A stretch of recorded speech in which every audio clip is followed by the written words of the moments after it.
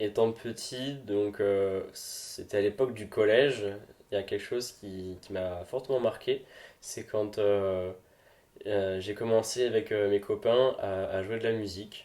Donc j'avais déjà des amis au collège qui jouaient d'un instrument de musique. Donc il y en avait un qui jouait du saxophone, d'autres de la trompette, un autre de la guitare et de la trompette. Et on a commencé à avoir l'idée que jouer ensemble, ça pourrait être une bonne idée tout simplement. Et moi, j'ai toujours voulu jouer de la musique, j'ai toujours eu des rythmes qui me venaient, j'avais un bon esprit musical, je pense, et c'était du coup pour moi l'occasion de jouer avec eux. Simplement, je savais pas quoi faire. Parce que je savais pas jouer d'un instrument et j'avais peur de me sentir inutile. Et puis en discutant avec eux, une idée est venue que il n'y avait pas de batteur. Et donc, ni une ni deux, j'ai sauté sur l'occasion et j'ai commencé à prendre des cours de batterie à l'école de musique de Metz. Et j'ai pu donc commencer à apprendre de cet instrument. Et j'ai pu commencer à jouer avec mes amis, car le directeur de l'école de musique de Metz, Guillaume Casal à l'époque, nous gardait une salle et nous prêtait une salle pour qu'on puisse jouer tous ensemble. Et je pense qu'aujourd'hui, il est fier de ce qu'on a pu faire, parce que ça a donc commencé au collège, et ça a continué tout le collège, jusqu'au lycée, même jusqu'à la fin du lycée, et pendant tout ce temps-là, on a continué à jouer ensemble, à s'amuser, à partager des moments juste géniaux, à faire des concerts dans les rues de Metz, à créer des morceaux, à créer des paroles, des chansons, à créer des mélodies, des accompagnements. Et c'était vraiment un chouette moment qui a bien duré. Est-ce que tu peux nous dire le nom de ce groupe et les prénoms de tes camarades? Alors justement, ce groupe de musique s'appelait Good Vibes. Donc moi, Nicolas, j'étais à la batterie. Il y avait Matt qui était à la guitare, à la trompette. Il y avait Paul Bourgarel qui était au saxophone.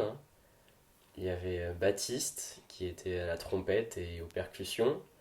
Il y avait aussi Pauline qui était à la basse. Clara au chant. Et il me semble que je n'oublie personne. On était un groupe de 6 donc, 6 musiciens. euh, dont des cuivres parfois, parce que Paul s'occupait de tout ce qui était piano et du saxophone, et donc lorsqu'il y avait une trompette aussi qui s'ajoutait, ça faisait une belle section cuivre et ça donnait des choses très intéressantes. Qu'est-ce qui a fait que ce groupe s'est arrêté? Alors malheureusement, on a pu de moins en moins se voir suite à la suite du lycée, car il y en a qui sont partis faire leurs études justement dans d'autres villes, comme Lyon ou à Montpellier. Et donc c'est devenu de plus en plus compliqué pour se retrouver chaque dimanche et jouer régulièrement. Mais ça ne nous a pas pour autant empêché de continuer à nous voir et à jouer ensemble en plus petit comité par exemple. Non, sans du coup après se produire en concert parce que c'était plus compliqué. Mais ça ne nous a pas empêché de continuer et en tout cas d'avoir pris goût à la musique de cette manière. Ça a été très enrichissant, je pense, pour chacun et de former un groupe tous ensemble aussi. Ça a été une expérience forte et géniale. Et toi, personnellement, ça t'a apporté quoi, cette expérience? Cette expérience, ça m'a apporté pas mal de choses, notamment donc savoir jouer de la musique.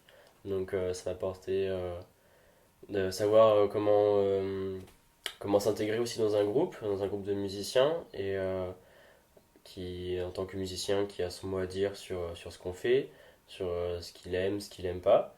Et ça m'a permis aussi pour moi de m'affirmer un petit peu quand j'étais en groupe, parce qu'à l'époque, il me semble que j'étais moins à l'aise socialement que je peux l'être aujourd'hui.